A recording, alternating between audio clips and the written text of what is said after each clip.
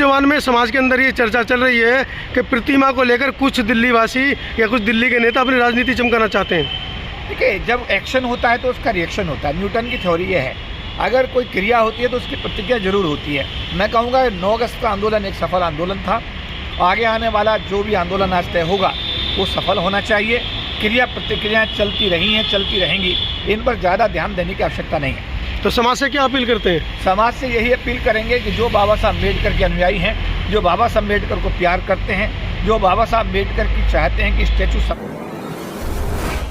अम्बेडकर भवन पहुंचे आज आप। पिछली 9 अगस्त को आपने जंतर मंतर पर इतना विशाल प्रदर्शन किया था प्रतिमा पुनर्स्थापना को लेकर, लेकिन सरकार कहीं ना कहीं बैकफुट पर आती नज़र नहीं आ रही है। आज क्या संभावनाएं लग रही हैं? सबसे पहले सभी को जय भीम नमो बुद्धाय। और मैं बाबा साहब अम्बेडकर जी के सभी अनुयायियों को ये अनुरोध करूँगा कि 9 अगस्त जिस तरीके से आपने दिल्ली के जंतर मंतर पर आकर के अपनी शक्ति का प्रदर्शन किया और उस दिन सरकार को कैबिनेट की बैठक बुला करके जो क्रीमी लेयर कंसेप्ट था उस पर अपना बयान जारी करना पड़ा है कि क्रीमी लेयर SC और ST में लागू नहीं होगा, तो ये आपकी 9 अगस्त के जो शक्ति प्रदर्शन था उसी का परिणाम था। इससे पहले अगर 2 अप्रैल 2018 को हम याद करते हैं तो SC ST एट्रोसिटी एक्ट जब सुप्रीम कोर्ट के जज ने उसको डाइल्यूट किया था, ख़त्म किया था, और 2 अप्रैल 2018 का आंदोलन देश की धरती पर हुआ तो सरकार को बैकफुट पर आकर के संविधान में संशोधन करके SC ST एट्रोसिटी एक्ट को इन्फोर्स करना पड़ा। आज की बैठक समर्पित है बाबा साहब अम्बेडकर की प्रतिमा, जो मूल स्थान पर परम पूज्य हमारे स्वर्गीय BP मौर्य साहब के 6-7 वर्ष के लंबे संघर्ष के बाद और हमारे समाज की माताएं बहनें जेल गईं, जेल में बच्चों को जन्म दिया। 7 साल के लंबे संघर्ष के बाद 1967 में पार्लियामेंट हाउस के अंदर ये स्टैचू लगाया गया था, जिसको रातों रात उखाड़ करके एक तरफ रख दिया गया है। और कहा यह जा रहा है कि जितने भी महापुरुष हैं, चाहे महात्मा गांधी हैं, चाहे और जितने भी हैं, उन सब लोगों की स्टैचू को एक लाइन में खड़ा कर दिया गया है। तो इस बात को हमारा समाज स्वीकार नहीं करता है। इसके पीछे सरकारों की मंशा क्या लगती है जो आप लोगों ने? सरकारों की मंशा तो ये है कि वोट शेड्यूल कास्ट का और राज उनका चलता रहे, शेड्यूल कास्ट का कोई भला ना हो पाए, शेड्यूल कास्ट के डेवलपमेंट का, शेड्यूल ट्राइब के डेवलपमेंट का सरकारों के पास कोई एजेंडा नहीं है, उनकी कोई सोच नहीं है, उनको कोई नीयत नहीं है। और ये जो कुछ भी मिला है तो डॉक्टर अम्बेडकर द्वारा दिए गए संविधान के प्रावधानों के तहत मजबूरी में दिया गया है। तो ये जो अभी आप कह रहे हैं सरकारों की नीयत तो बड़ी साफ़ है, चाहे सरकार किसी भी राजनीतिक दल की हो, चाहे राज्य सरकार में हो, चाहे केंद्र में हो, ये देना अगर मजबूरी है SC ST को तो दिया जाता है, और अगर ना देने का कोई रास्ता निकल सकता है तो निकाला जाता है।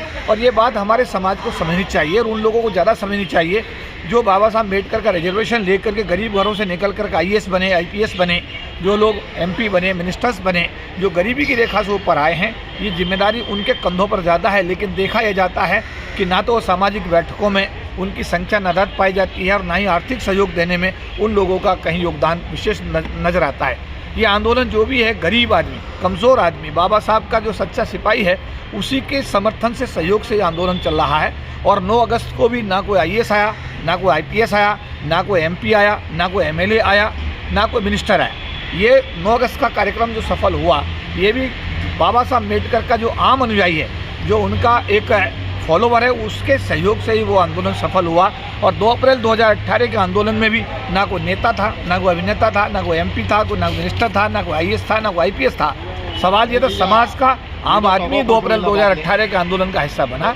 तो मैं ये कहूँगा कि ये जिम्मेदारी आम आदमी के कंधों पर जितनी है, उससे ज़्यादा ये जिम्मेदारी उन लोगों के कंधों पर है जो IAS बने, रिजर्वेशन लेके IPS बने, मिनिस्टर बने, MP बने, या आज के डेट में भी सांसद की पोजीशन को आजकल वो होल्ड किए हुए हैं। तो ये सब लोगों को चाहिए कि बाबा साहब अम्बेडकर का जो स्टैचू जो मूल स्थान से हटाकर एक तरफ रखा गया है, उसको उसके मूल स्थान पर ला करके बाबा साहब अम्बेडकर का सम्मान उसी तरीके से दोबारा कर से हमको, हाँ, मतलब ये है कि हम सबको मिलकर के उसको मेंटेन करना है, जैसा परम पूज्य स्वर्गीय BP मौर्य साहब ने किया था। दबी जवान में समाज के अंदर ये चर्चा चल रही है कि प्रतिमा को लेकर कुछ दिल्ली वासी या कुछ दिल्ली के नेता अपनी राजनीति चमकाना चाहते हैं। देखिए, जब एक्शन होता है तो उसका रिएक्शन होता है। न्यूटन की थ्योरी ये है, अगर कोई क्रिया होती है तो उसकी प्रतिक्रिया जरूर होती है। मैं कहूँगा 9 अगस्त का आंदोलन एक सफल आंदोलन था। आगे आने वाला जो भी आंदोलन आज तय होगा वो सफल होना चाहिए। क्रिया प्रतिक्रियाएँ चलती रही हैं, चलती रहेंगी, इन पर ज़्यादा ध्यान देने की आवश्यकता नहीं है। तो समाज से क्या अपील करते हैं? समाज से यही अपील करेंगे कि जो बाबा साहब अम्बेडकर के अनुयायी हैं, जो बाबा साहब अम्बेडकर को प्यार करते हैं, जो बाबा साहब अम्बेडकर की चाहते हैं कि स्टैचू सम्मान के साथ लोकसभा में पुनर्स्थापित उनके जहां पर जो मूल स्थान था वहाँ स्थापित की जाए, उसके लिए आज जो भी आंदोलन तय होता है उसमें तन से मन से धन से सहयोग करें। अगले आंदोलन की कोई तारीख तय हुई है अभी? देखिए, आज अभी बैठक हो रही है, बैठक में सब लोग आ रहे हैं, समाज के लोग मिलकर तय करेंगे क्या तिथि होगी, क्या समय होगा, क्या स्थान होगा, तो समाज के सभी लोग मिलकर आज तय करेंगे। तो साहब, आपने कहा कि सरकारों की मंशा नहीं है, उनका अगर बस चले तो जो अधिकार दिए गए हैं दलित समाज को, बहुजन समाज को, वो भी छीन लें। मंशा मतलब ये मनुवादी मानसिकता, क्या मतलब इसको कैसे आप एक सरल भाषा में जो हमारे गांव का देहात का व्यक्ति है उसको कैसे समझा पाएंगे? देखिए, रिजर्वेशन बिना ख़त्म किए ख़त्म कर दिया गया जी। सरकार ने सरकारी क्षेत्र में बाबा साहब अम्बेडकर रिजर्वेशन देकर गए थे, उससे ही लोग गरीबी की रेखा से ऊपर आए थे। 40 लाख के आसपास लोग सरकारी की नौकरी में आए थे, चपरासी क्लर्क IAS IPS इंस्पेक्टर बने थे।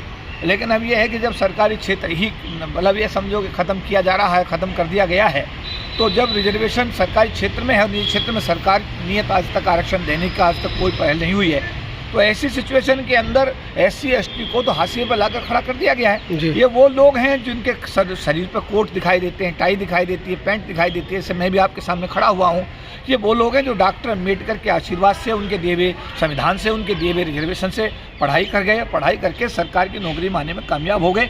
लेकिन ये एक पॉइंट भी नहीं है, पूरी जो आबादी है हमारी SC ST समाज की, ये उसका 1% भी नहीं है। और इन लोगों के कंधों पे ज़्यादा जिम्मेदारी है कि ये लोग इस आंदोलन का हिस्सा बने और इस आंदोलन की अग्रणी भूमिका अदा करते हुए गांव का जो अभी बच्चा जिसको स्कूल नहीं मिल रहा है, जिसको रोटी नहीं मिल रही है, जिसको कपड़े नहीं मिल रहे हैं, जिसको पढ़ाई नहीं मिल रही है, उन सब समाज के लोगों को मूलधारा में लाने के लिए, राष्ट्रीय मूलधारा में लाने के लिए ये दिन रात कोशिश करें। अपने ऐश आराम की ज़िंदगी से थोड़ा समझौता करें, मार्केट में, फील्ड में जाएं, गांव में जाएं, देहात में जाएं, लोगों से मिलें, मेल जोल बढ़ाएं और एक आंदोलन की रूपरेखा तैयार करें। आखिरी सवाल चौधरी साहब, अभी अनुसूचित जाति का ही रिजर्वेशन इन्होंने पूरा नहीं दिया है, जैसा कि कहा जा रहा है कि कहीं ना कहीं उसके अंदर भी षड्यंत्र इन्होंने किया है। ऊपर से वर्गीकरण का मामला इन्होंने खड़ा कर दिया, समाज दो तीन टुकड़ों में बट गया है।